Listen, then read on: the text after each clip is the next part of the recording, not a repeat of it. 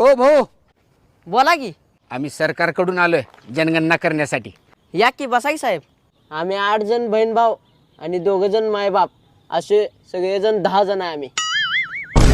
10 जण? अरे बाबा, देशाची लोकसंख्या आधीच किती वाढाली आहे. तू तुझ्या बापाला समजावून सांगू शकत नव्हतास का? साहेब मी काय समजावू, मीच 8व्या नंबरचा आहे. चल, काय हरकत नाही. पप्पा कुठं आहे तुझा? पप्पा दवाखान्यात गेल्यात, मम्मी ॲडमिट आहे. तसं तुझ्या आईला काय झालं रे? माझा नवा भाऊ यालाय.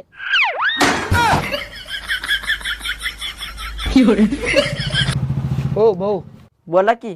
एक रेड बुल द्या की. नाही रेड बुल. बर. 150 रुपये झाले तुमचे. कशाच 150? ह्यानी एवढी मोठी भरणी चोरल्यात, माझ्या डोळ्यात काय माती गेल्या वय. ठेव भरणे. तू कुठं घेऊन जायच्या लायकीची नाहीस राव. जिथं जाईल तिथं माझी इज्जत घालवतेस. ठेव भरणे. चल, चल घरला, चल. परत माझ्या दुकानाकडे फिरकला का नाही, लाल मिरचीची पुडी खायला घालीन. हा. काय राव सुनी, तुला नीट चोरी सुद्धा करायला येत नाही.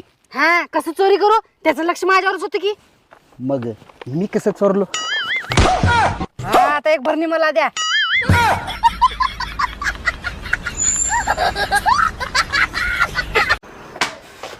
हो, त्या ड्रायव्हरला आत्ताच्या आत्ता कामावरनं काढून टाका. का? काय झालं?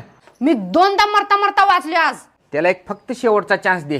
जर तू तिसऱ्यांदा वाचलीस तर त्याला 100% कामावरून काढून टाकतो. बर बर.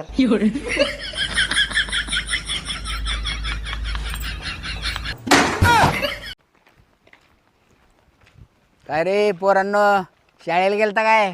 नाही नाही, शाळेचे कपडे घालून तुला ससरा लग्नाला गेलतो.